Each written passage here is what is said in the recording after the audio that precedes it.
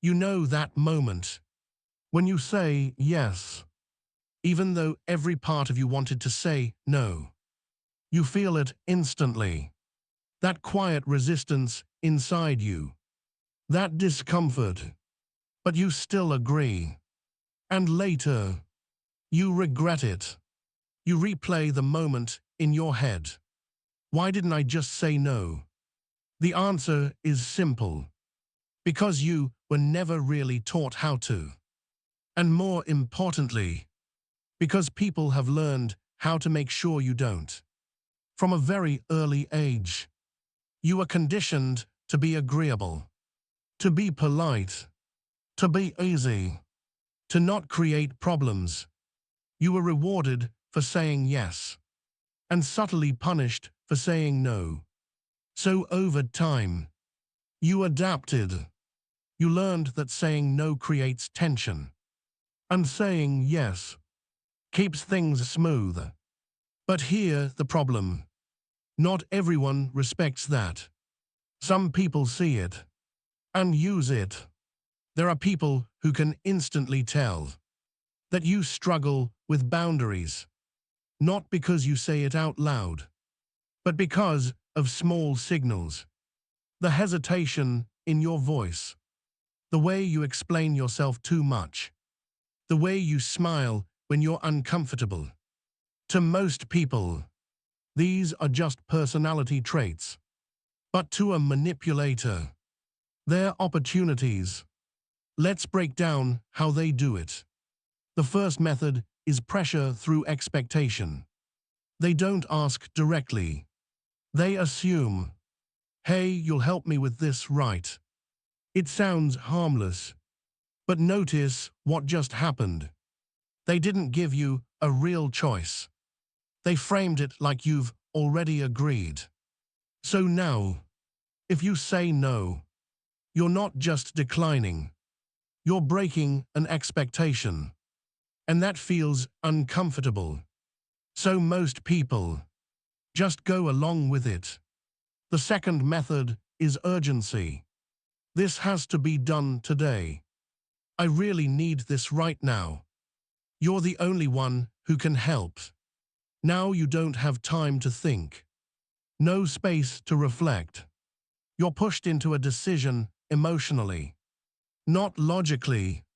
And in that state, you default to what feels safest. Saying yes. The third method is guilt.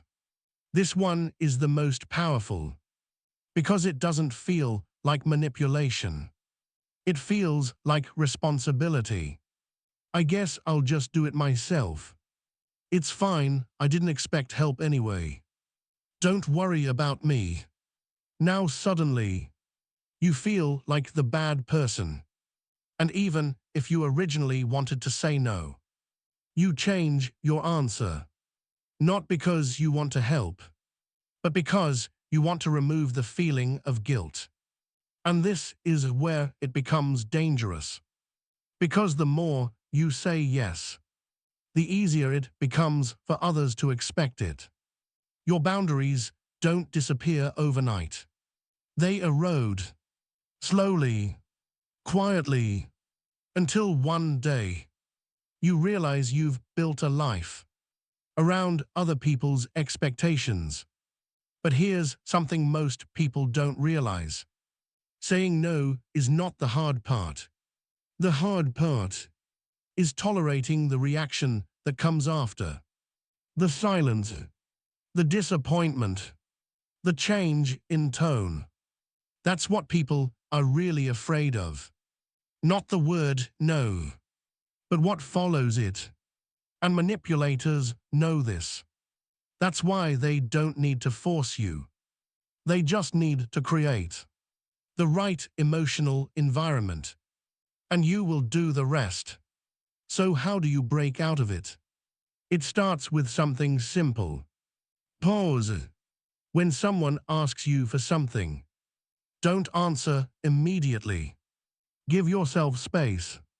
Even a few seconds can shift you from emotional reaction to conscious choice. The second step. Stop over-explaining. You don't need a long reason. You don't need to justify your boundaries. A simple sentence is enough. I can't do that. And then silence.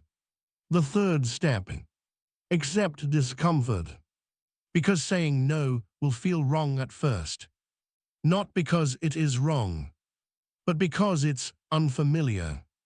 And the more you practice it, the easier it becomes.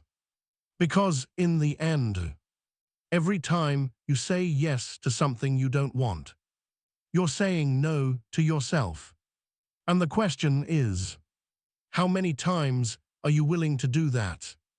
If you want to understand how people think and how influence really works, stay here.